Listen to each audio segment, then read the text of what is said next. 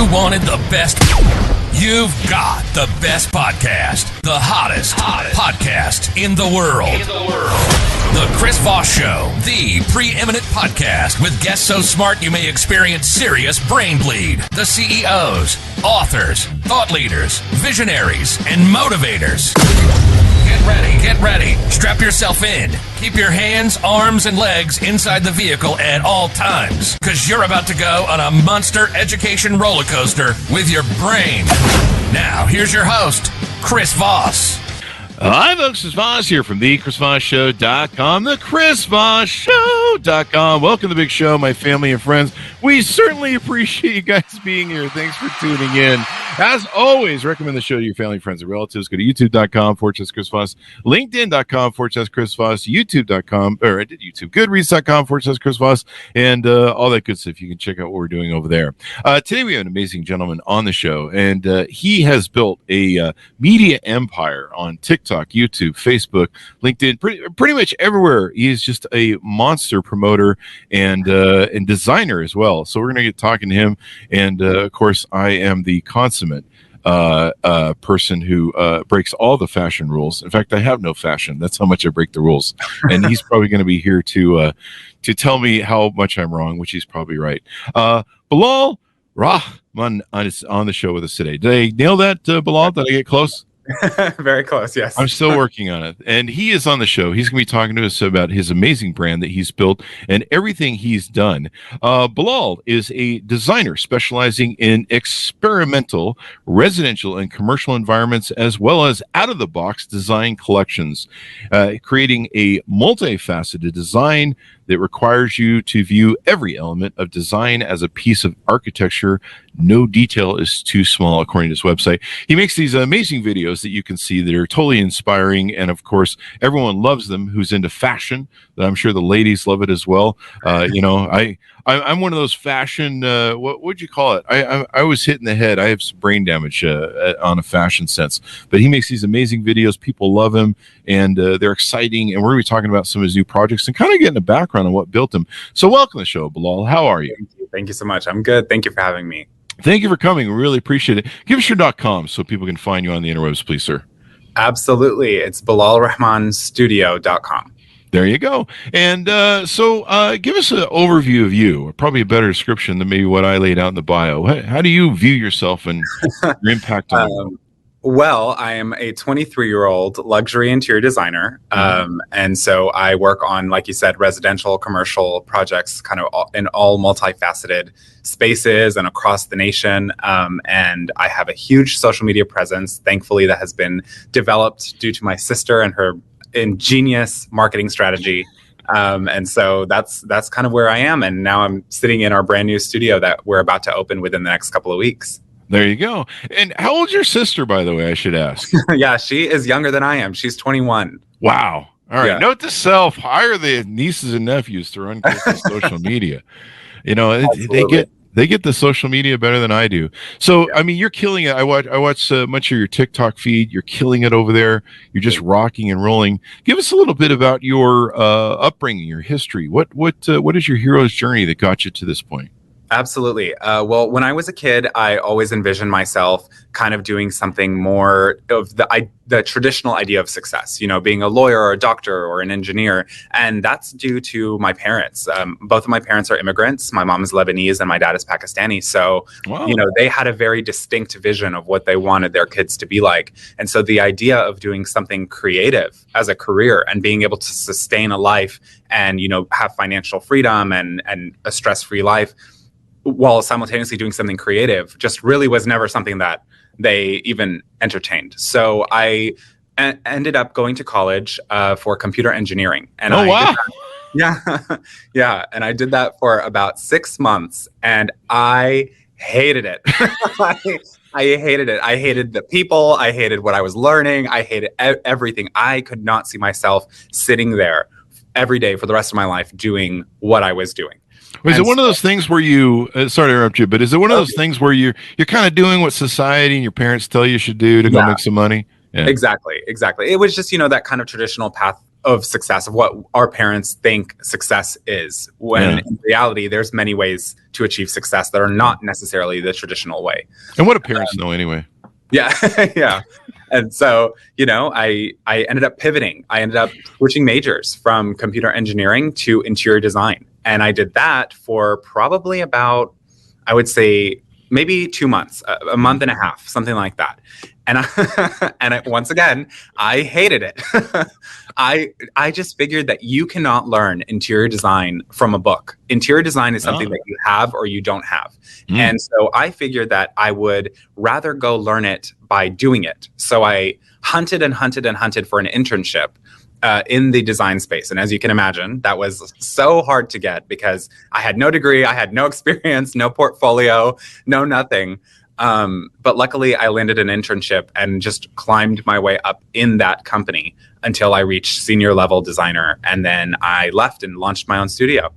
There you go. And you've been killing it. I mean, how big has social media been an impact to getting your version of design and stuff out there?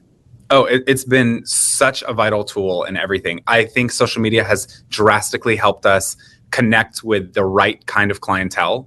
I don't talk like a normal designer. I don't act like a normal designer. I cuss in my videos, and I just talk like a normal person. Like, this is how we all talk.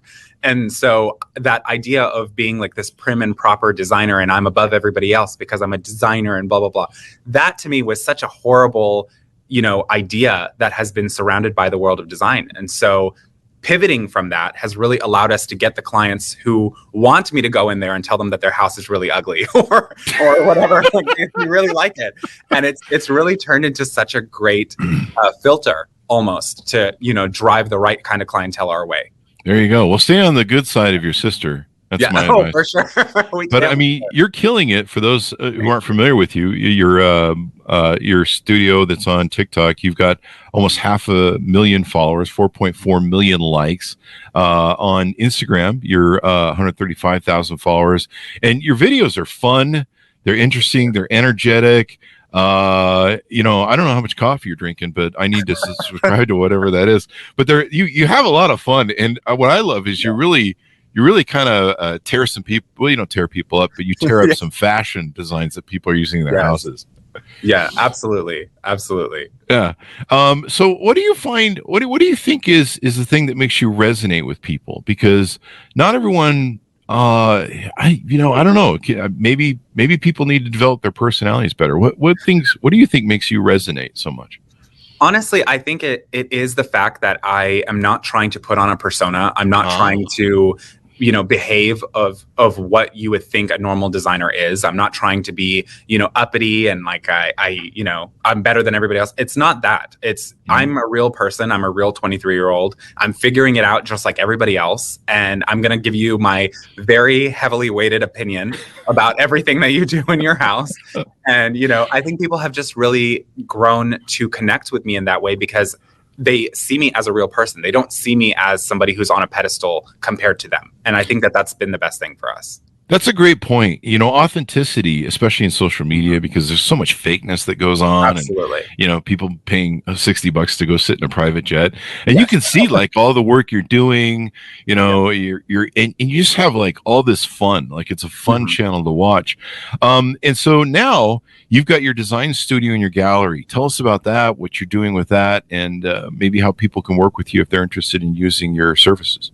Absolutely. So Bilal Rehman Studio is the interior design studio side of my business, which is where we take on, the full-blown commercial residential projects. And that is, something that that was the foundation of the company. That's where it all started. And so I love this part. We're expanding our team rapidly. This brand new office that we're sitting in isn't even open to the public yet. Oh, wow. And so, this is the foundation of the company where you can come and we can really work on your entire house or your entire restaurant or whatever project you have going on. Bilal Rehman Gallery, on the other hand, that is our retail side of the business. And that's completely new.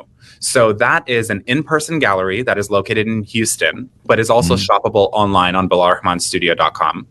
And basically, it is a huge platform for us to support local artists and small artists from around the world with only unique pieces that are very affordable. I don't have $10,000 vases in the gallery. It's not that, because normal people cannot afford that.